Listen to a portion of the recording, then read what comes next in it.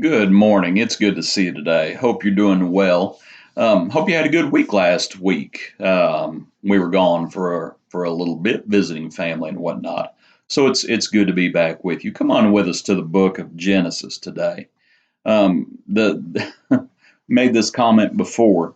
Usually on Mondays we're going to be looking at Old Testament characters, or at least that's what I titled the playlist. But there's so much in Abraham's life that we're just have we it I think it's just a good thing to look at a lot of the situations that he found himself in, and that's what we are going to do today. We're going to be looking at when Sarah, his wife, passes away and the account of her burial. Come on with us to Genesis chapter 23. It's good to see you today. Let's just read a little bit. In Genesis 23, I'd like to read the whole chapter. It's not real long, it's only 20 verses, but read along. Verse 1, Sarah lived 127 years. These were the years of the life of Sarah. So Sarah died in Kirjath Arba, that is Hebron, in the land of Canaan. And Abraham came to mourn for Sarah and to weep for her. And then Abraham stood up before his dead and spoke to the sons of Heth, saying, I am a foreigner and a visitor among you. Give me property for a burial place among you, that I may bury my dead out of my sight. And the sons of Heth answered Abraham, saying to him, Hear us, my lord. You are a mighty prince among us. Bury your dead in the choicest of our burial places. None of us will withhold from you his burial place, that you may bury your dead. Then Abraham stood up and bowed himself to the people of the land, the sons of Heth. And he spoke with them, saying, If it is your wish that I bury my dead out of my sight, hear me, and meet with Ephron, the son of Zohar, for me, that he may give me the cave of Machpelah which he has, which is at the end of his field. Let him give it to me at the full price, as property for a burial among you. Now Ephron dwelt among the sons of Heth, and Ephron the Hittite answered Abraham in the presence of the sons of Heth, all who entered at the gate of his city, saying, No, my lord, hear me. I give you the field, and the cave that is in it. I give it to you in the presence of the sons of my people. I give it to you. Bury your dead.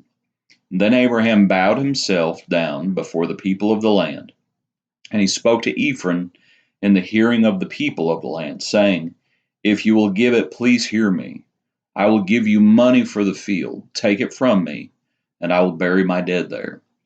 And Ephron answered Abraham, saying to him, My lord, listen to me. The land is worth 400 shekels of silver. What is that between you and me? So bury your dead.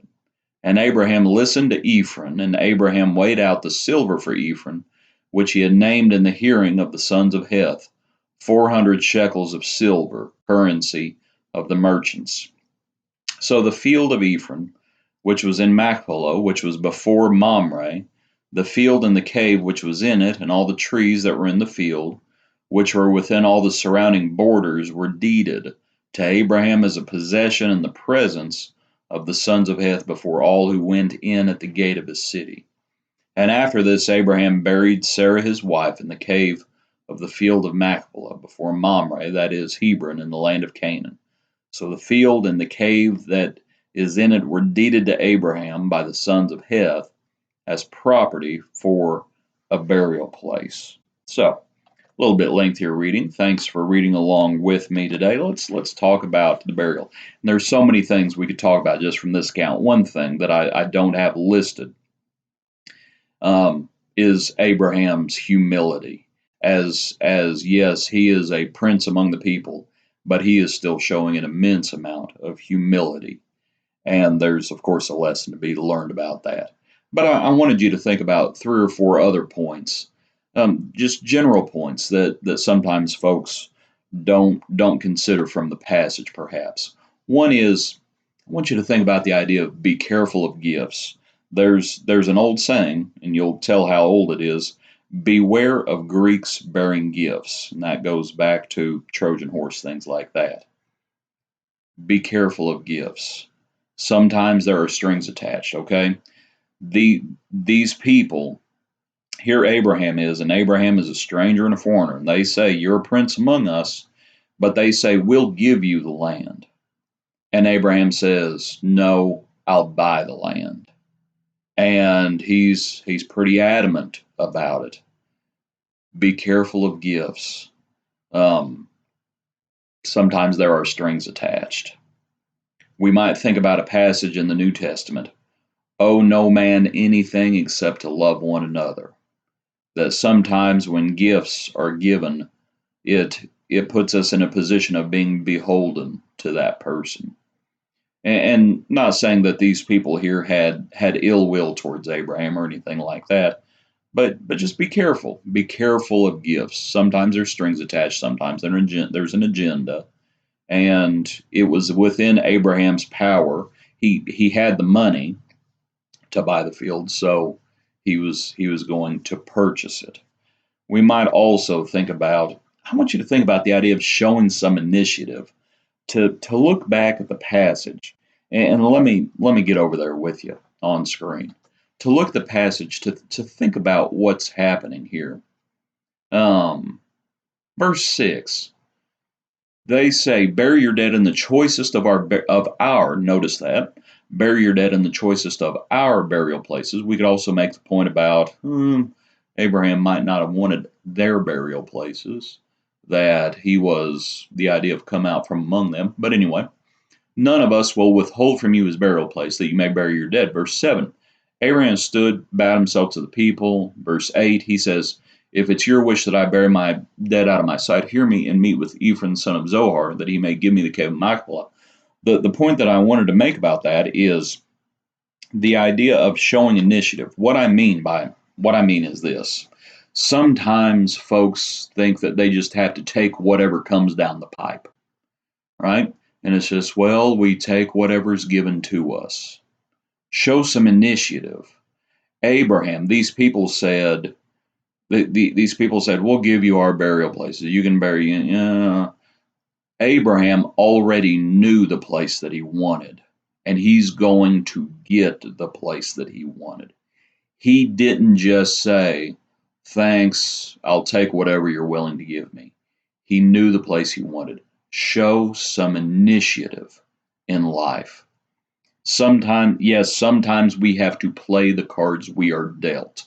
I understand that. But we need to show some initiative, and we need to go get it, frankly. And I'm not talking about health and wealth and prosperity.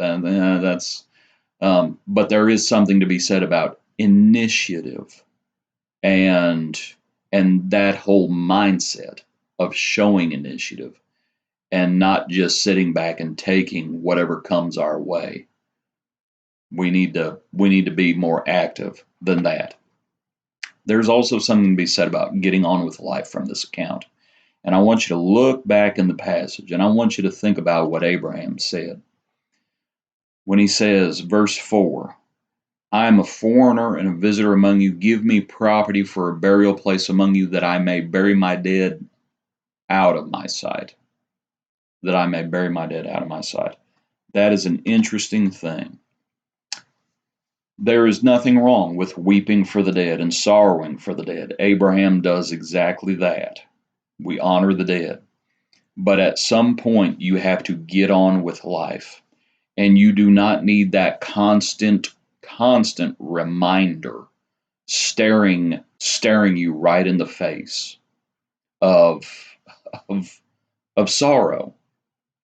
Frankly, you have to get on with life. I don't know of another reason why Abraham would have said that I may bury my dead out of my sight. He did not want Sarah's grave to be right outside the door of his tent. Think about the idea. You got to get on with life. That's what you have to do. You remember when David's son was dying, and there he is, and he's fasting, and he's praying, and he's sorrowing, and he's doing all these things because, frankly, he had brought on the death of his son.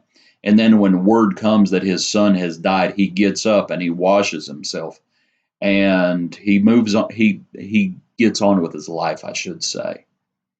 And the people say, "What? Why are you behaving like this?" And David puts it bluntly, and he says, "I can go to him, but he can't come to me." David still had his life to live. Abraham still has his life to live. Some people, they let the death of their loved ones almost define them moving forward. Abraham still had his life to live, and for evidence of that, you look in chapter 24, and what is it? Genesis 24 is looking for a bride for his son Isaac. He still has his life to live. My thing about it, we have to get on with life. We also have to prepare for the future. And to look back at our account one last time, I want you to think about, and it doesn't say this explicitly, I understand that, but look at how it's described there in verse 17. So the field of Ephron, which was in Machpelah, which was before Mamre, the field and the cave which was in it, and all the trees that were in the field, which were within all the surrounding borders, were deeded to Abraham as a possession in the presence of the sons of Heth. To think about the idea of preparing for the future as it is, that's a whole lot of land for just one person to be buried.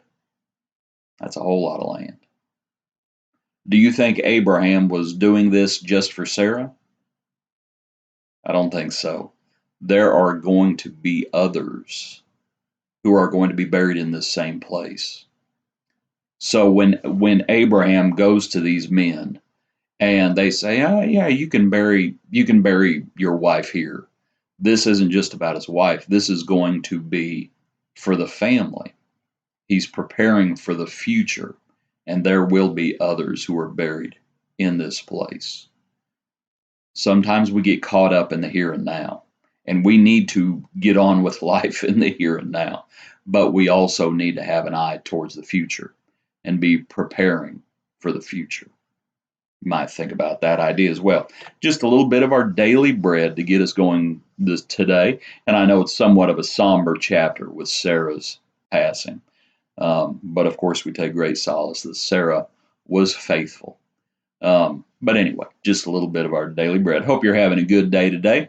Hope you're able to tune in tomorrow for another study from God's Word. Appreciate you being with us today.